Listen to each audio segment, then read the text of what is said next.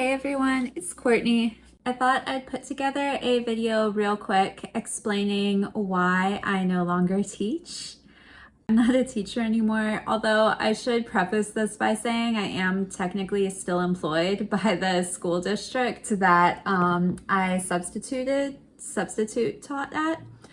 However, I mean, they obviously don't pay me because since I've moved, I've been unable to accept assignments through them.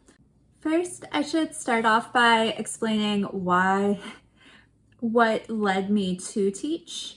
And, it's not so much of a funny story.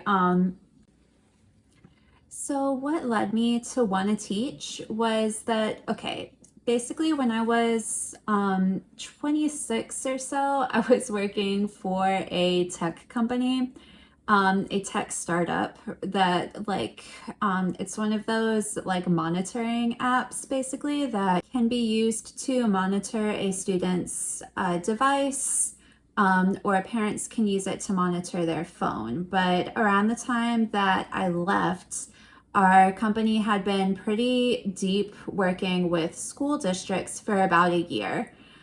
For someone like me, that was a little bit problematic because we were dealing with information that was traumatizing and like they told us, oh, it's just like third-hand trauma. But for me, I had a lot of first-hand trauma that I'd experienced in my life. So this third-hand trauma didn't feel so much like that. It was just bringing up all sorts of like painful memories, basically.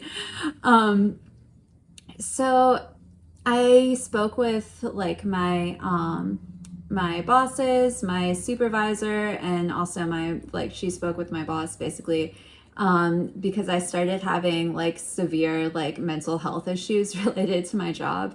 And basically they were just like, well, keep checking in. Like basically they were like, well,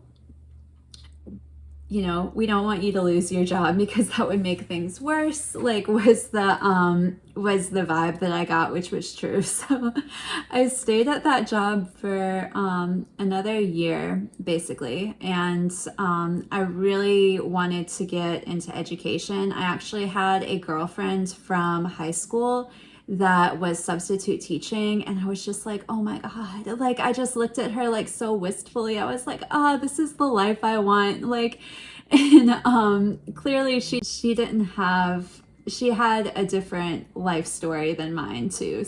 So I clearly shouldn't be comparing like my life and where I was at that time versus where she was.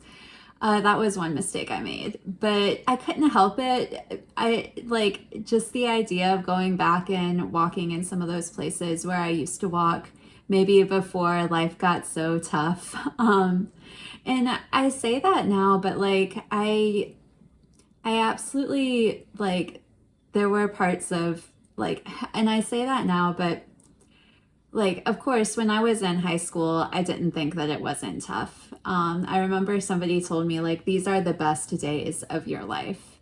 And I was like, you've got to be kidding me. Like, you can't be telling me that it doesn't get any better than this. And then I got into young adulthood, post like the 2008 financial crash.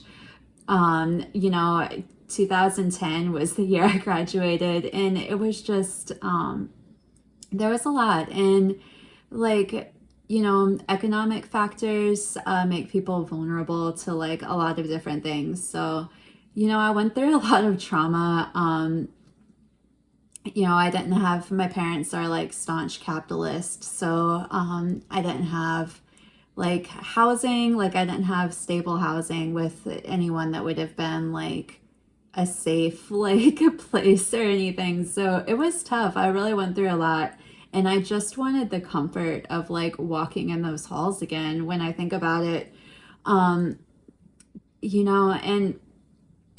maybe, and I don't want to make it not about the students either. Like in my reasoning for why I wanted to teach, because it is about them as well, just as like I could see myself in their shoes, or I felt I could empathize with them. I wanted to basically see myself maybe in the position of some of the people that had helped me just by being like a stable figure in my life, right?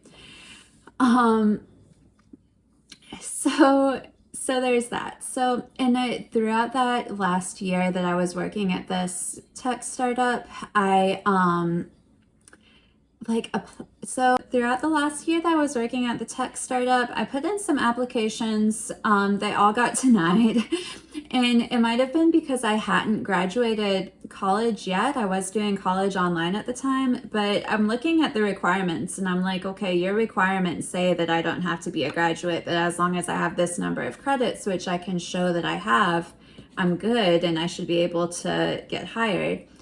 And you know, I kept trying to get hired for the school district where I attended as a kid, and they just wouldn't hire me. So finally in like 2023, I took a job with a different school district, and it was a substitute position. And honestly, like, wow. There's a lot of trauma that people are facing in their lives. And I think that's apparent no matter where you're working. But especially with kids, like among our population, they're some of our most vulnerable, like, of course. So they're some of the most vulnerable members of our population. Yeah, and they don't really have to, like, it's like if you're working at a job, you have to consistently show up and put on your best face. But like students don't have to do that. Like we're asking them to come essentially. So they get to show up a little more authentically than we adults would, which I get because I was like that as a kid too, as a teen especially. Wow. So anyways, it was hard. Some things were a little bit traumatic, although I will say that dealing with students wasn't traumatic. Dealing inside of the systems, inside of the school systems, was what really, if I would have stayed, I feel like that would have been the thing that broke me.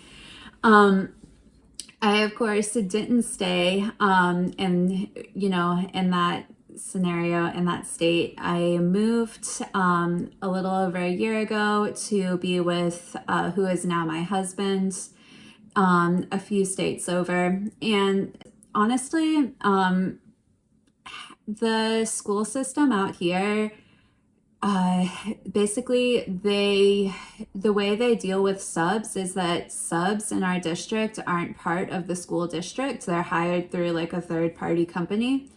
And I looked into it, I started to apply, but I just got a bad feeling about it. I got a feeling that things were kind of off.